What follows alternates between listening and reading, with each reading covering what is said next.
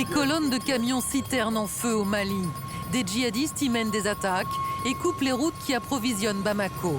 Depuis septembre, la capitale malienne subit un blocus sur fond de coupures d'électricité et de files d'attente interminables à la station essence. Cela fait maintenant 4 jours que nous sommes à la station. Nous manquons de mots pour décrire notre situation. La France a appelé ses ressortissants à quitter le Mali. De son côté, la junte au pouvoir assure que la situation est sous contrôle par la voix de la télévision d'État. Bamako, dans toute sa splendeur, vit, respire. N'en déplaise aux détracteurs qui font croire que le ciel tombe sur la capitale malienne, c'est une cabale. Dans les faits, les djihadistes principalement issus d'Al-Qaïda progressent du nord vers Bamako au sud. Sur leur passage, ils font régner la terreur. Cette jeune fille, suivie par 90 000 abonnés sur TikTok, a été arrêtée la semaine dernière dans la région de Tombouctou. Accusée de soutenir l'armée, elle a été fusillée sur la place publique. De quoi faire ressurgir les souvenirs de 2012, lorsque des djihadistes avaient imposé la charia dans le Nord Mali, avec son lot de lapidations et d'amputations. Ce que nous leur avons infligé, c'est Dieu qui nous l'a commandé. En janvier 2013, le déclenchement de l'opération militaire française Serval a stoppé l'offensive des islamistes vers Bamako. Aucune ville, aucun village ne doit être occupé par des terroristes et échapper à la souveraineté malienne. Alors aujourd'hui, les djihadistes pourraient-ils parvenir à imposer un califat au Mali? Pourquoi les forces russes, qui ont succédé à l'armée française, poussées vers la sortie, ne sont-elles pas parvenues à les neutraliser? La menace djihadiste risque-t-elle de s'étendre au Sahel? Et merci à tous les trois de nous avoir rejoints sur ce plateau pour répondre avec nous à ces questions. À mes côtés, Anna Sylvestre Trainer. Bonsoir, bienvenue à vous. Vous êtes chef du service Afrique au Monde. Et selon vous, les visées expansionnistes du JNIM, donc ces djihadistes au Mali, portent sur l'ensemble du Sahel. Dites-vous, ils veulent instaurer un califat dans la région. Leur ambition pour le Mali n'est pas seulement militaire, mais aussi politique. À vos côtés, Marc-Antoine Pérouse de Monclos. Bonsoir, bienvenue à vous. Vous êtes directeur de recherche à l'Institut de recherche pour le développement et auteur de cet ouvrage « Un djihad sans foi ni loi » aux éditions PUF. Et selon vous, les djihadistes n'ont pas la capacité de prendre Bamako, mais le pays pourrait craindre un autre coup d'État et des rivalités entre différents groupes djihadistes. Et puis à vos côtés, Francis Patindé, bonsoir. Bonsoir. Bienvenue, enseignant à Sciences Po Paris, spécialiste de la diplomatie africaine. Selon vous, le mode opératoire du JNIM consiste à profiter de la terrible situation socio-économique du Mali aujourd'hui. Et il y a de fait un risque d'effet domino pour les pays voisins. Tout de suite, pour ouvrir le débat, Marion Lourd, vous avez l'acronyme du jour, et justement, on vient de le citer, c'est le JNIM, ou son équivalent français, le GSIM, groupe de soutien à l'islam et aux musulmans. C'est une coalition d'organisations islamistes, en quelque sorte une filiale d'Al-Qaïda au Mali, un groupe formé en mars 2017 et qui a mené de nombreuses attaques contre les forces de sécurité maliennes, mais aussi les forces internationales, y compris les forces françaises à l'époque où nous étions sur place. Et on l'a vu, le JNIM prend petit à petit le contrôle du territoire malien avec une stratégie d'assèchement de la capitale Bamako et notamment des stations essence. Qui se cache en fait derrière ce groupe, le JNIM, Francis Patindé? Mais c'est un démembrement, si je puis dire, d'Al-Qaïda, comme vous avez dit tout à l'heure. Donc au Mali, il y a plusieurs groupes en fait terroristes qui endeuillent ce pays depuis quelques années. Et c'est le plus important, c'est le JNIM. Le JNIM est dirigé par un Malien. Quelqu'un que moi j'ai connu à Bamako quand j'étais journaliste, reporter, qui était un grand noceur. Iyad El-Ghali, c'était un grand noceur.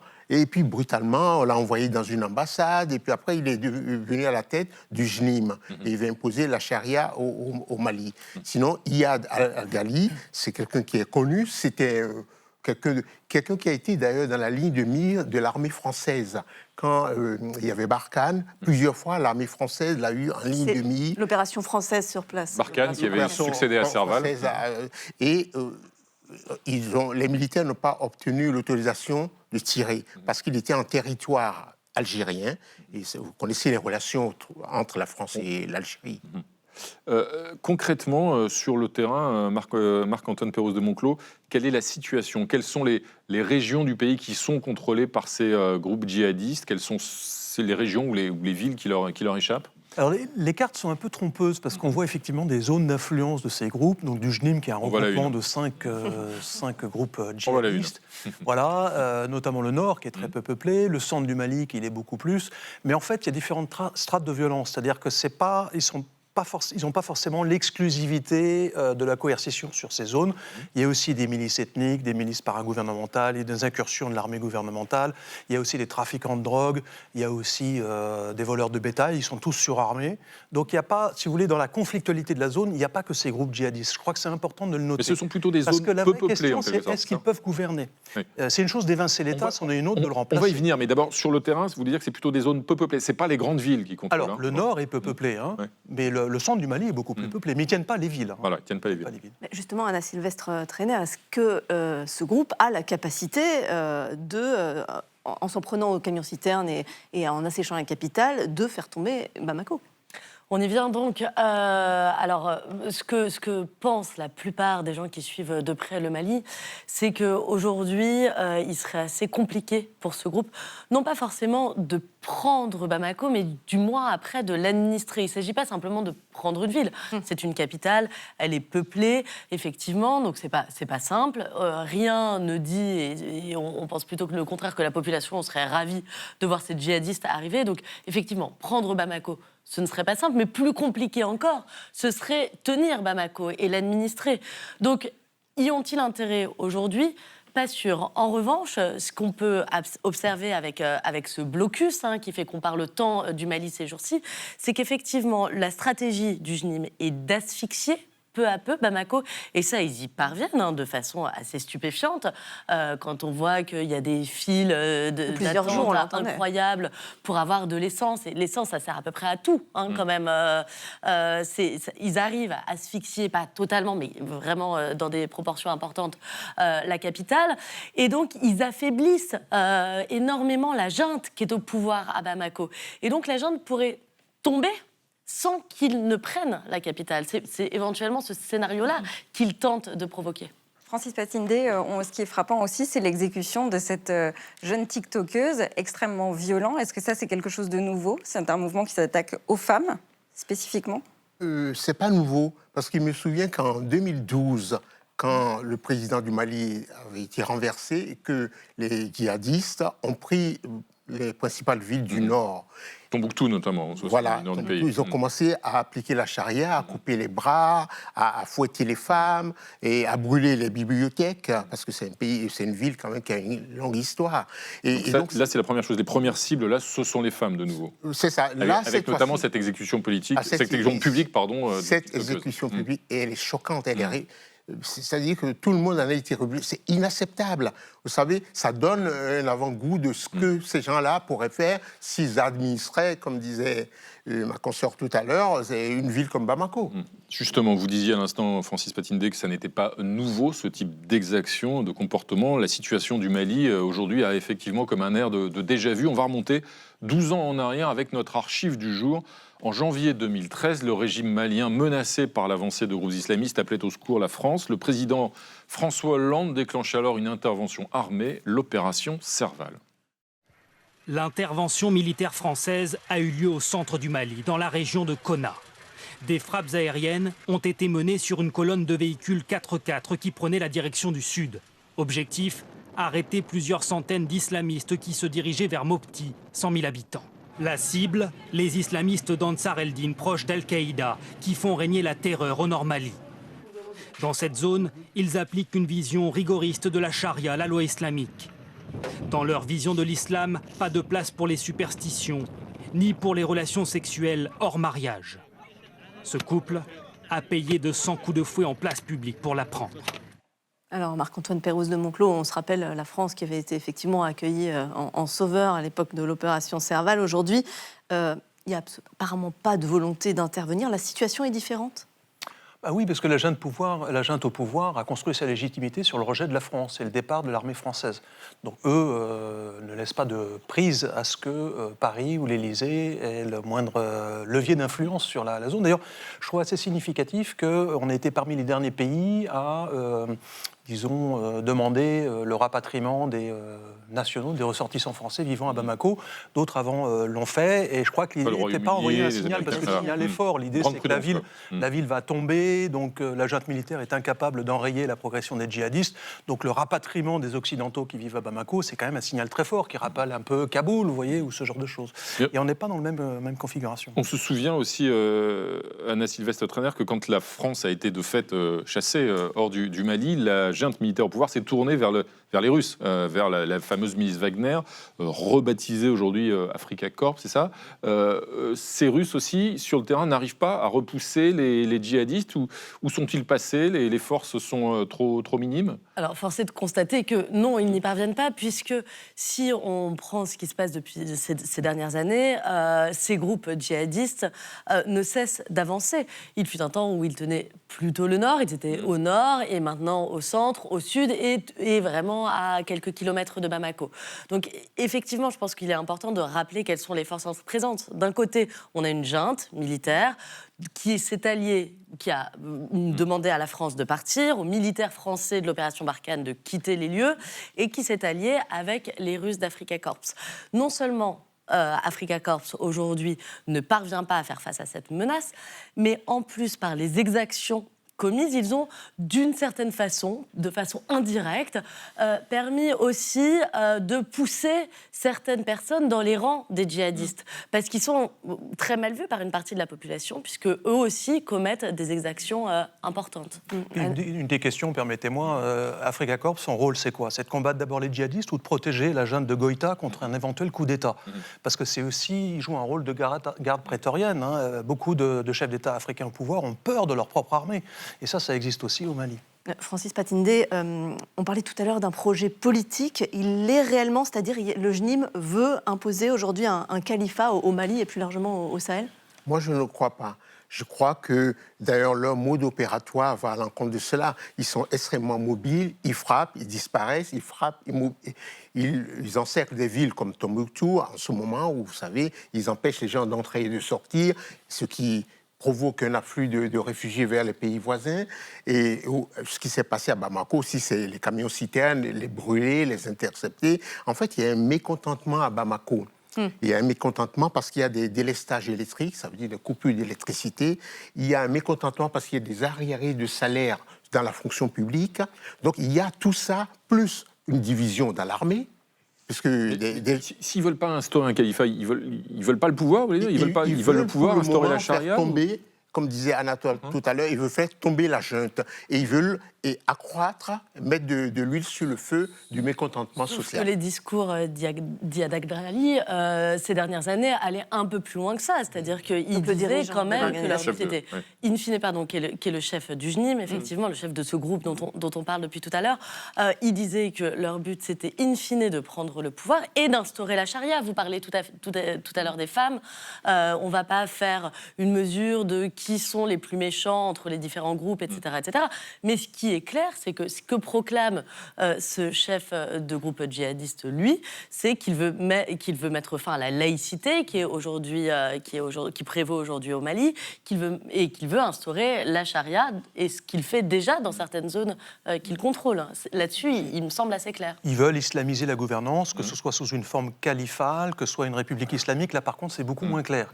Et encore une fois, est-ce qu'ils ont la capacité de se substituer à l'État? Ça, c'est pas évident non plus. Avec un risque d'effet domino dans cette région, de aux pays voisins. Le conflit est déjà interconnecté, notamment dans la région des trois frontières, le Liptako-Gourma, qui va aussi empiéter sur le Burkina Faso et la République du Niger, qui sont d'ailleurs trois pays qui ont monté une alliance des États du Sahel. Quand vous dites interconnecté, c'est-à-dire que ce sont différents groupes dans ces différents pays qu'on voit à l'écran qui collaborent, qui coopèrent, les mêmes groupes qui sillonnent avec un rival dont on parle peu, c'est l'État islamique au Sahel, mais qui a aussi un rôle important contre le JNIM. C'est un peu ce qui sauve Bamako pour l'instant, c'est-à-dire que les groupes djihadistes se font aussi la guerre entre eux. Donc c'est autant de combats qui permettent à l'armée malienne de vaquer à ses occupations. Anna Sylvestre Trainer, c'est-à-dire qu'il y a une espèce de concurrence entre deux organisations islamistes? Entre ces deux organisations, Daesh, oui, il y a une l'État concurrence. islamique. Il y a non seulement une concurrence, mais il y a des combats. Enfin, je veux dire, il y a des morts et parfois, ça les... Désolée de le dire comme ça, mais ça les occupe plus que le combat contre les pouvoirs centraux. Donc, effectivement, on se rend compte aussi que les avancées du JNIM, par exemple, vers Bamako, c'est aussi quand la menace de l'État islamique est moins importante à ce moment-là. Enfin, voilà, effectivement, il y a une concurrence entre ces groupes-là.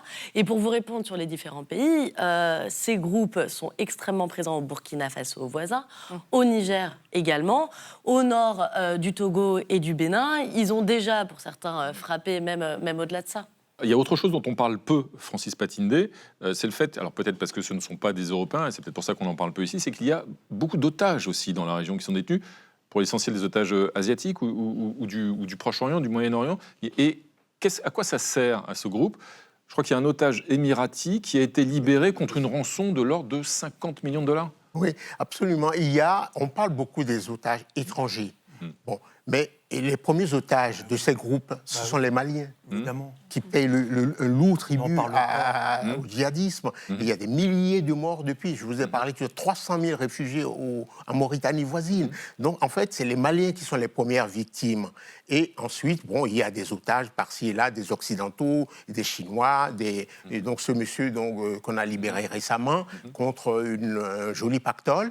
Mais la libération des otages ne date pas de maintenant. Il y a eu même des Français qui ont été libérés. Il y a un marché, en tout cas, ça rapporte de l'argent à ce groupe. Ça rapporte de l'argent, quel que soit le pays, en dépit des dénégations des pays occidentaux.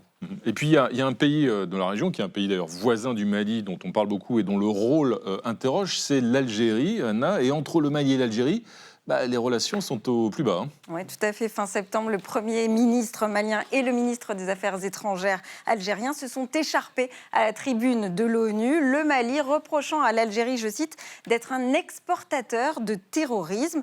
Alors en réalité, cette séquence est la dernière d'une longue série qui dure depuis déjà plusieurs années. Les deux pays, vous allez le voir, qui partagent 1300 km de frontières, ont des visions très différentes, notamment sur la gestion des forces rebelles indépendantistes Touareg, le FLA, Front de libération de l'Azawad, qu'on voit ici en pointillé sur cette carte, et qui sont postés au nord du Mali. Alger considère qu'ils sont des acteurs politiques avec qui il faut négocier, alors que Bamako les considère comme des terroristes qu'il faut combattre au même titre que le JNIM. Elle accuse même l'Algérie de soutenir et d'accueillir sur son sol certains dirigeants du FLA, d'éventuels terroristes du JNIM, je vais y arriver, d'éventuels terroristes du JNIM, et un imam malien, un fervent opposant à la junte au pouvoir. Et pour toutes ces raisons, Bamako a enterré l'année dernière l'accord de paix qui avait été signé en 2015 avec le FLA, sous l'égide de l'Algérie. Du côté d'Alger, en revanche, l'unique responsable de la déstabilisation de la région, c'est la junte malienne au pouvoir. Et les accusations à l'ONU ne servent, je cite, qu'à masquer leurs échecs et leurs défaillances. Marc-Antoine Pérouse de Monclos, quel est vraiment le rôle de l'Algérie ici? Et est-ce que ces accusations d'exporter le terrorisme, elles sont fondées selon vous? Alors il y a une vieille histoire, parce qu'au départ, Al-Qaïda au Maghreb islamique, qui va ensuite donner naissance au JNIM, venait effectivement de l'Algérie. En fait, ils étaient chassés par l'armée algérienne et ils ont trouvé refuge à la fin des années 90 dans le nord du Mali. De la même manière que le FLN, pendant la guerre d'Algérie, avait aussi ses bases dans le nord du Mali. Donc il y a une vieille histoire. Maintenant, le JNIM d'aujourd'hui n'a plus rien à voir avec le GSPC algérien d'autrefois. Là, les combattants sont des autochtones, des Maliens, des Touaregs, mais aussi des Songhai. Ça dépasse très largement la problématique du séparatisme touareg. En fait, ce que l'Algérie ne veut pas, c'est l'éventualité d'une contagion du séparatisme touareg du Nord Mali vers le sud de l'Algérie, où il y a aussi beaucoup de Touaregs, à Tamanrasset par exemple. Donc ils vont manipuler des cartes, et on les suspecte même d'avoir à un moment abrité Yada Ghali, pour avoir un levier d'influence sur la conflictualité au Mali, de manière à passer des deals avec les séparatistes pour qu'en tout cas, il n'y ait pas un risque de débordement vers l'Algérie. On sent que leur politique, fondamentalement, c'est ça. Et la question qui se pose aussi, vue d'Europe et vue de France, c'est est-ce que la situation là-bas peut être une menace pour l'Europe, Marion ? C'est en tout cas l'avis du patron de la DGSE, le service de renseignement extérieur français, qui était invité lundi dernier sur une radio. D'abord, l'Afrique aujourd'hui, lorsqu'on le regarde, et singulièrement le Sahel, mais on se focalise nous sur le Sahel parce que c'est là que nous avons nos intérêts, y compris historiques. Mais si l'on regarde aussi l'Afrique centrale, la Corne de l'Afrique est aujourd'hui devenue l'épicentre du djihadisme et menace directement nos intérêts, les intérêts français dans la région. Mais nous avons aussi en mémoire le fait que laisser s'installer des groupes terroristes, laisser se constituer des sanctuaires, a toujours donné dans l'histoire récente de nos pays ensuite des projets d'attentats projetés. Donc nous devons forcément être très attentifs. Donc Anna Sylvestre-Trainer, le patron de la DGSE, parle d'attentats projetés. Est-ce qu'aujourd'hui, par exemple, le risque d'attentat en France, sur notre sol, il existe ? Moi, je ne crois pas. En tout cas, pas venant du JNIM. Quand on suit ce que dit ce groupe terroriste depuis des années, eh bien, jamais il n'évoque ce projet d'attentat, même lorsque les forces françaises étaient déployées au Mali, et donc pour leur faire la guerre. Donc ça pouvait être une cible, même au-delà des frontières. Eh bien non, il disait on fait la guerre aux militaires français. Et d'ailleurs, plus de 50 soldats français sont morts au Mali. Mais ils ne voulaient pas exporter leur guerre en Europe. Il y a quand même quelque chose qui est un petit peu spécifique au JNIM, à ce djihadisme-là, par rapport à celui peut-être que les téléspectateurs ont en tête sur la Syrie, c'est que c'est une insurrection. On l'a dit, Yad Aghali, c'est un Malien qui fait la guerre dans son pays avec d'autres Maliens en partie. C'est pas des combattants venus de je ne sais où, à des milliers de kilomètres de là. Il n'y a pas de combattants étrangers djihadistes qui vont renforcer ce groupe. En tout cas, en Syrie, en Irak. C'est pas le cœur de ce groupe-là. C'est une insurrection, et je pense que ça en fait une spécificité. Je ne crois pas qu'aujourd'hui la France soit menacée par le JNIM sur son sol. Après, quand Nicolas Lerner dit ça a toujours donné, moi je n'en sais rien. Enfin, je ne sais pas ce qu'il en sera dans 20 ans, mais voilà, aujourd'hui je ne crois pas qu'il y ait une menace de ce type. Monsieur Lerner était à Sciences Po hier soir, j'y étais, je l'ai écouté longuement pendant près de 2 heures. Je pense qu'il y a 2 choses. Il y a les attentats contre la France, moi je n'y crois pas, comme Anna, mais en revanche, il a parlé également d'attaques contre les intérêts français. Dans la région, donc ça, il ne faut pas l'exclure. Ça, c'est possible. Je pense qu'il y a quand même 3 bonnes raisons qui font que le Mali ne va pas devenir une plateforme internationale du terrorisme, contrairement à l'Afghanistan, parce qu'on projette tout de suite des parallèles un peu hâtifs. D'abord, les groupes djihadistes sur la zone sont beaucoup moins puissants que les talibans en Afghanistan qui avaient accueilli Oussama Ben Laden. Ils sont très désorganisés. Et ce n'est pas non plus le Soudan islamiste avec Bachir en 1989, où là, c'est l'armée et les islamistes qui prennent le pouvoir ensemble. Donc là, il y a une vraie structure politique, vous voyez, qui fait que le Soudan, au début des années 90, va accueillir Oussama Ben Laden, devenir un centre d'exportation de la révolution djihadiste. Là, ce n'est pas du tout le cas. Et puis, ne l'oublions pas, le Mali, ce n'est pas un pays qui offre des infrastructures. Si vous voulez mener des opérations d'attaque à l'international, vous avez des cellules à Hambourg, à Bruxelles, à Paris, à Londres. Vous n'allez pas travailler depuis les bourgoutières du delta intérieur du fleuve Niger, où il n'y a pas l'électricité, il n'y a pas de connectivité Internet, les réseaux passent pas. C'est pas là que vous montez un grand djihad global. Donc je ne crois pas, moi, à ce risque d'attentat, d'autant qu'effectivement... D'attentat en Europe, en tout cas. D'attentat en Europe, hein. Oui, merci, en Europe. Merci en tout cas à tous les 3 d'être venus débattre ce soir sur le plateau de 28 minutes.